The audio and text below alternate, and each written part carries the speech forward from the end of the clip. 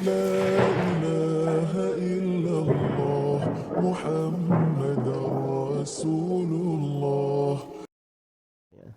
Ya Rasulullah, ucapkan padaku sebuah ucapan, sebuah kalimat. Saya tidak perlu tanya lagi kepada siapapun setelah engkau. Pertanyaannya ajib, tapi jawaban Nabi lebih menakjubkan lagi. Beliau hanya menyebutkan 3 kata. Semuanya kalau dirinci 4 kata semuanya. Kata beliau, Qul amantu billahi thumma istaqim. 4. Qul, katakanlah, amantu billah, saya beriman kepada Allah. Thumma, kemudian istaqim, istiqamalah kamu. Hanya itu jawaban Nabi sallallahu alaihi wasallam. Dan ini adalah kalimat yang mengumpulkan seluruh agama. Katakanlah saya beriman kepada Allah, kemudian istiqamahlah kamu. Dan ayat-ayat Al-Quran semakna dengan hal ini. Di dalam kandungan ayat-ayat dan perintah tentang istiqamah itu luar biasa ya. Jadi ada 2 ayat pokok ya tentang istiqamah. Yang pertama di surah Fussilat, innal ladina qalu rabbuna Allahu thumma istaqamu tatanazzalu alaihimul malaika alla takhafu wa la tahzanu wa abshiru bil jannati allati kuntum tu'adun. Sesungguhnya orang-orang yang berkata Rabb kami adalah Allah, kemudian mereka istiqamah, maka akan turun kepada mereka para malaikat. Apa ucapan malaikat kepada mereka? Alla takhafu, jangan kamu khawatir, wa la tahzanu, dan jangan kalian bersedih hati, wa abshiru, dan bergembiralah, bil jannati allati kuntum tu'adun, dengan sorga yang dijanjikan untuk kalian. Ini kata para ulama, ini keutamaan orang yang istiqamah pada saat sakaratul maut, ketika didatangi oleh para malaikat. Dikatakan jangan kalian takut, jangan kalian bersedih, dan bergembira dengan sorga yang dijanjikan untuk kalian. Memang penafsiran tersebut itu sangat mencocoki dari hadits Nabi Sallallahu Alaihi Wasallam. Hadits Al-Bara bin Azib, hadits Abu Hurairah, hadits Aisyah radhiyallahu anhum ajma'in. Ini hadits-hadits panjang seputar sakaratul maut ketika datang kehidupan di alam kubur. Dan itu memang terkait dengan malaikat yang bertanya. Dan untuk seorang mukmin yang istiqamah, tidak ada kekhawatiran, tidak ada kesedihan, dan diberi kabar gembira dengan sorga. Diberi kabar gembira dengan sorga. Syaratnya 2 tadi.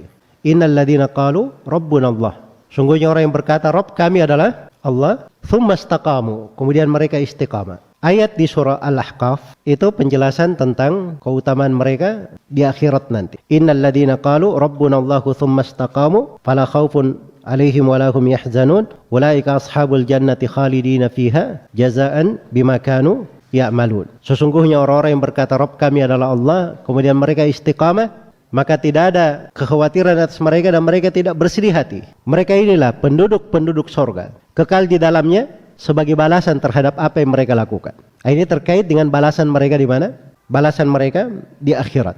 Dan ini 2 ayat pokok terkait dengan keutamaan orang-orang yang istiqamah. Ketaatan itu 2 jenis ya. Ada ketaatan yang zahir, yang terlihat di badan, terucap dengan lisan, itu ketaatan zahir namanya. Dan ada ketaatan sifatnya batin, di dalam diri. Makanya sebagian ulama itu bahasakan ibadah itu ada ibadah zahirah dan ada ibadah batinah. Sebab memang jenis ibadah itu bukan hanya hal yang dilihat oleh manusia saja. Seorang duduk di majelis ilmu seperti ini, karena dia tunduk kepada Allah dan Rasulnya, menyambut seruan Allah dan Rasulnya saja, itu dia sudah ibadah. Dia duduk di majelis ilmu, dihadirkan keikhlasannya, itu dia di dalam ibadah. Dia di dalam majelis ilmu, dia berbaik sangka, Allah akan membukakan untuk dirinya kebaikan-kebaikan, itu dia di dalam ibadah. Itu ibadah nggak kelihatan di jasad, di lahir. Ibadah terkait dengan batin. Istiqamah itu mencakup seluruh jenis ibadah, termasuk ibadah yang dalam batin itu. Jadi jangan berpikir istiqamah itu dia cuma istiqamah puasa Senin Kamis, istiqamah sholat 5 waktu, puasa Ramadan, mengeluarkan zakatnya setiap tahun, ya berhaji. Betul, itu istiqamah ya, bentuk dari istiqamah. Tapi ada istiqamah yang terkait dengan hati. Istiqamah di atas tauhid, di atas ubudiyah, di atas keikhlasan. Dan ini bentuk-bentuk ibadah. Jadi istiqamah itu di antara pokoknya kata Ibnu Rajab itu mencakup pelaksanaan terhadap segala ketaatan, yang zahir maupun yang batin. Wa tarkal manhiyati kulliha, kadzalik. Demikian pula meninggalkan segala yang dilarang. Nah, itu tercakup juga dalam istiqamah. Ya, seorang itu dia meninggalkan hal yang buruk, dia dapat pahala dengan hal itu.